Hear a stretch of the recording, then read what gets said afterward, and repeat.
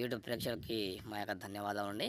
ఈ శత్రునాశన ప్రయోగం ఈ శత్రునాశన ప్రయోగం గురించి మీకు చెప్పబోయే ముందు మా యొక్క ఛానల్ని మీరు సబ్స్క్రైబ్ చేయండి, లైక్ చేయండి, షేర్ చేయండి.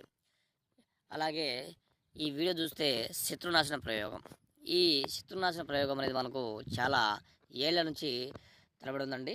దీన్ని మనం ఎవరి మీద అయితే మనం ప్రయోగిస్తామో వాళ్ళ మీద ఖచ్చితంగా ఏర్పడుతుందన్నమాట.